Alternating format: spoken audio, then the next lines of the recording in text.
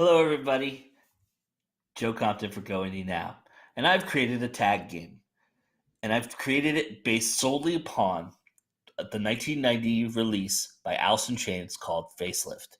It is their debut album, and it is an album that kind of puts a big old exclamation point on the grunge heavy metal scene in the 90s. This is one I think that really punches you in the face. It is incredibly well crafted. It is exquisite in its tone, its temperament, and it's really awesome because it's really a story of a man who is completely down, gets back up, and goes back down, and is just trying and searching and finding himself. And Lane Staley is a mastermind when it comes to lyrical content and relating his life to song and verse. And so, based upon that, there are 12 songs on the album. And so each song's title I'm going to take and we're going to use in the tag game. So basically, we start with the first song on the album, which is called We Die Young. So, name an artist that you loved that died way too young. And for me, the answer is Tupac Shakur. Tupac Shakur is a rapper, an actor, an artist who I think was just starting to tap into the potential that he had. He was just beginning to come to a point where it was going to be hard to ignore him. I mean, he was pretty relevant and pretty prominent in the rap scene, and he was crossing over into a more mainstream view, but really, truly, honestly, he was just starting that, and he had some of the most beautiful lyrics I've ever encountered on any lyric sheet. Listening to, he had such a flow to him. He was so natural. He is certainly one of the most impressive rappers of all time. And you know, with rap, there's a certain poetry, but there is a deeper poetry with Tupac Shakur than most any other rappers that I can think of. And as an actor, I think he was just starting to really show you what he could do. He did this great movie with Tim Roth called Gridlocked. If you haven't checked it out, go check it out. I'm sure you can find it on Netflix or Amazon Prime. It's called Gridlocked, and it really shows you what Tupac was really getting into. And this is, you know, I think as an artist, he's probably one of the most misunderstood artists as well. So it was a shame we lost him so early in life. The second song on the album is called Man in the Box. So for this, name a series that trapped you from the moment you started reading it or watching it. And for me, that was Dune. As a young child, I wanted so badly to read what my father was reading and kind of understand it. And Dune is such an intellectual property in that it has so much subtext, it has so much theology and philosophy in it, and it's really a deep, deep book series, and it just gets deeper and goes deeper into a wormhole and almost into a crazy wormhole. A lot of it sometimes doesn't make sense. All the books are not great. There are some clunkers in there, and there is some contradictory passages and things like that. But it is a series that will hook you. I mean, if you're really a deep thinker and you like to kind of just be out there a little bit, I think this is a great series. It's Frank Herbert's Dune series. Um, they've never been able to get the movie right, and that's part of the charm of the book. I think is that it's so hard to interpret. There's so much going on, especially in that first book. That first book is mammoth. But it is the first series that I can remember that I really was so into, and The third song on the album is called Sea of Sorrow. Obviously, it's to name a song or poem or book or movie that makes you tear up every time you see it, read it, or hear it. And for me, that's easy. It's Star Trek II Wrath of Khan. Spoiler alert, although I think the statute of limitations has expired on this spoiler. Uh, but the moment, from the moment that Spock leaves his chair and then saves the ship and and you see Kirk realize what is going on, and he goes down and he says goodbye to his friend, and then really says goodbye in a eulogy that is probably one of the best written moments in any science fiction story, period, in my opinion. Um, the moment that he says, of all the souls I've ever encountered, his was the most human. To me, that's a moment I'm a blubbering idiot for. I'm tearing up every time. I tear up the moment that he sees him and tries to save him, and it's just it is probably the first time in a movie that I'd ever been surprised or shocked, that I could remember, and so that always stuck with me, and it always affected me, and it shows the value of friends. See, it's kind of a little bit affecting me right now. How weird, and we're just talking about it. I'm not even watching it, but anytime I want to get tugged on an emotional string, that's the scene I'll watch. So, um, the fourth song on the album is called "Bleed the Freak." So, in this context, name a book or movie that you quote way too much. Uh, for me, uh, for both the book and the movie, it's Fight Club. Chuck Palahniuk wrote this super impressive tongue-in-cheek, um, sarcastic book for everybody who's ever wanted to just wonder how deep your mind can go, I guess, or how crazy it can get. Um, but there's quotes from the book that I quote all the time that are not in the movie. The movie I quote incessantly. It's one of my favorites to quote, and I will always quote it. Fletch is a close second. Um, Even again, same thing with the book and the movie. No, the fifth song on the album is called "I Can't Remember." So name a book, movie, band, or artist you're always trying to tell somebody about, but you always you always forget their name or get it mixed up with something else. And this just happened to me like a couple days ago. Uh, I always, for some reason, can't come up with Stephen King's pen name, which is Richard Bachman. Um, but sometimes I'll call him Robert Bachman. Sometimes I'll call him Richard Bateman, Robert Bateman. Uh, I'll call him Richard King. I even called him, I think, once. Uh, but you know, the Running Man. I was, you know, looking at the Running Man the other day and thinking, uh, I've seen the cover with it saying Stephen King, and of course, it's probably one of the more famous Richard Bachman books. Of course, it was written by Stephen King, but as Richard Bachman, and I think he's frowned upon anybody not acknowledging that's Richard Bachman, kind of like what Andy Kaufman does with Tony Clifton. So, the sixth song on the album is called "Love Hate Love." Name a book or movie or album or band that you love that everyone else hates. Well, I don't know if everybody hates it, but I've heard a lot of people disparage it, and it's called "Kiss the Girls" by James Patterson. It's I know a lot of people have a problem with James Patterson, and rightfully so.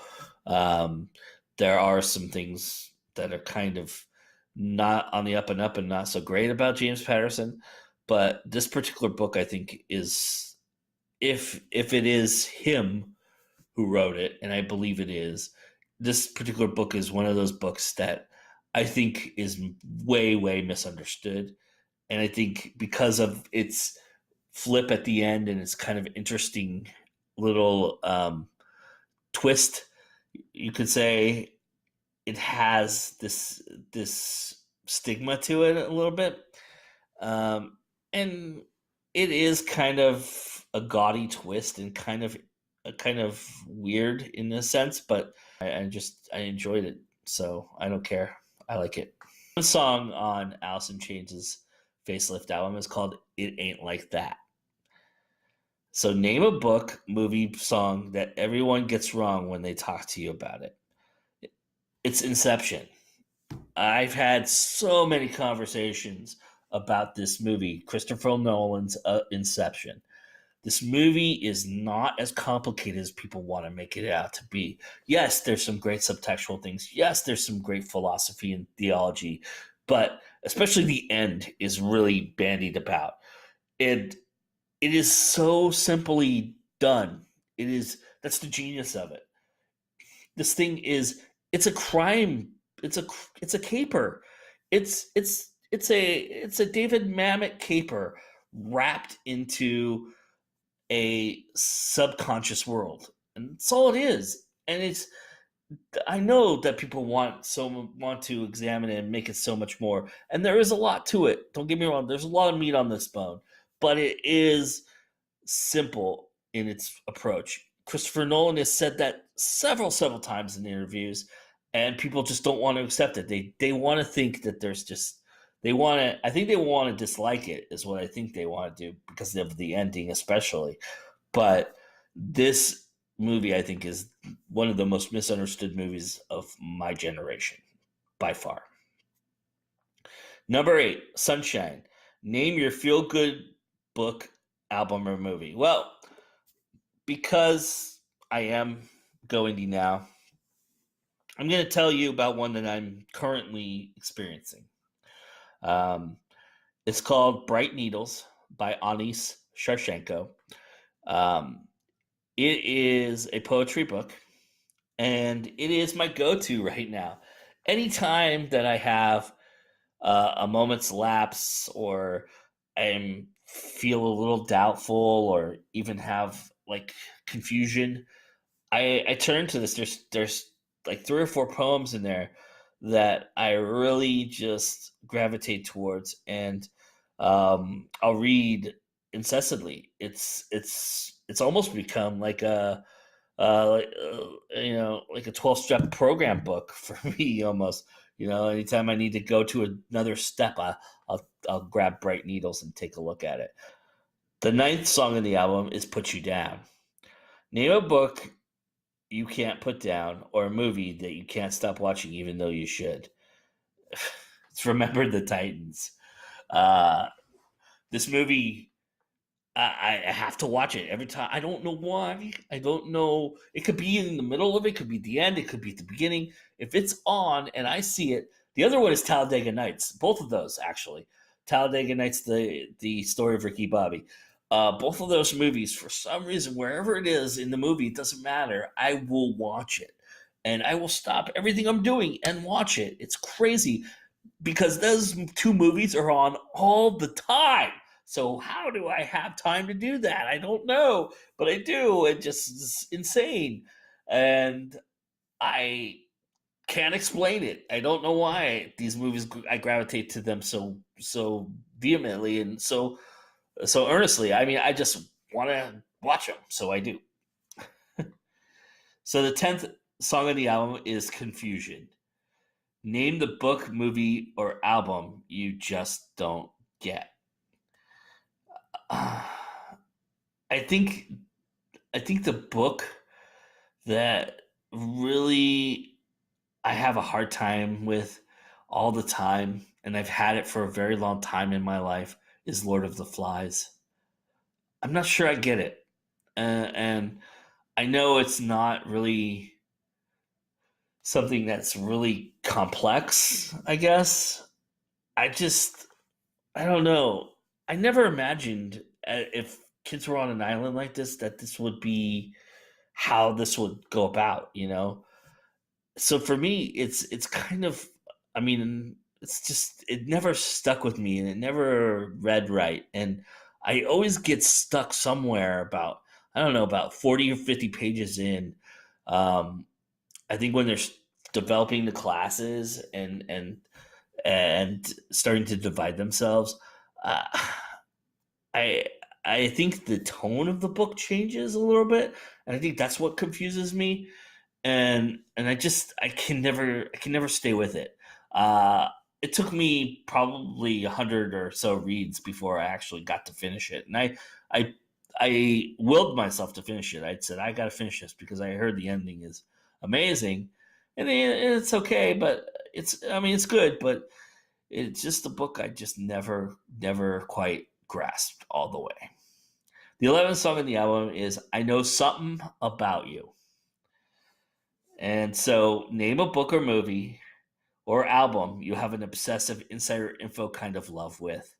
Uh, well, it's Full Metal Jacket for me. And I was a Marine. I was in the Marines, and we would watch this movie incessantly. And anytime we were stuck on base, or even when we weren't stuck on base, we would be quoting it to one another. Well, there was one time where we did the movie, we turned it completely off, and we did the whole movie dialogue for dialogue uh, as we were playing cards and getting drunk.